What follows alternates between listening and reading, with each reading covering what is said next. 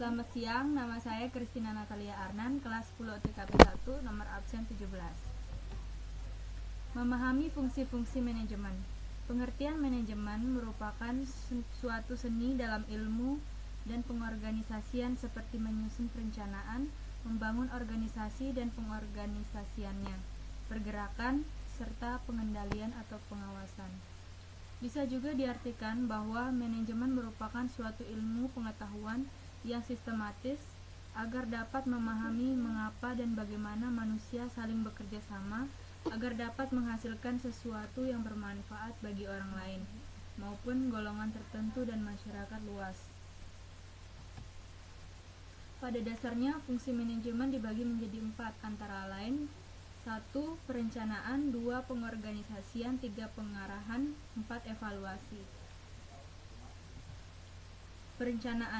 Perencanaan adalah aktivitas strategis dengan menyusun hal-hal yang akan dikerjakan dengan sumber yang dimiliki.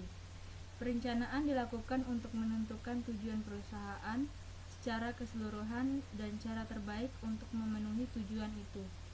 Jenjang planning dari perspektif manajemen sendiri memiliki beberapa tahapan.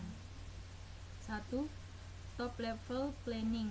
Perencanaan dalam jenjang ini bersifat strategis, memberikan petunjuk umum, rumusan tujuan, pengambilan keputusan, serta memberikan petunjuk pola penyelesaian dan sifat menyeluruh.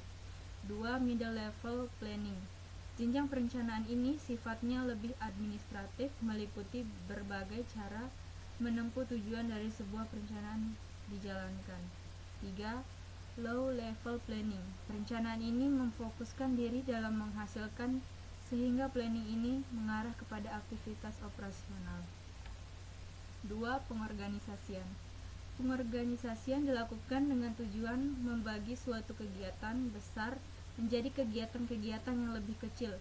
Pengorganisasian mempermudah manajer dalam melakukan pengawasan dan menentukan orang yang dibutuhkan untuk melaksanakan tugas-tugas yang telah dibagi tersebut. Pengorganisasian dapat dilakukan dengan cara menentukan tugas, apa yang harus dikerjakan, siapa yang harus mengerjakan, bagaimana tugas-tugas tersebut dikelompokkan, siapa yang bertanggung jawab atas tugas tersebut, dan pada tingkatan mana keputusan harus diambil. 3. Pengarahan. Pengarahan adalah suatu tindakan untuk mengusahakan agar semua anggota kelompok berusaha agar dapat mencapai sasaran sesuai dengan perencanaan manajerial dan usaha. Dalam proses ini meliputi kegiatan 1. Membimbing dan memberi motivasi kepada pekerja supaya bisa bekerja secara efektif dan efisien. 2. Memberikan tugas serta penjelasan secara rutin tentang pekerjaan. 3. Menjelaskan semua kebijakan yang sudah ditetapkan. 4. Evaluasi. Evaluasi dilakukan setelah proses kerja dilakukan.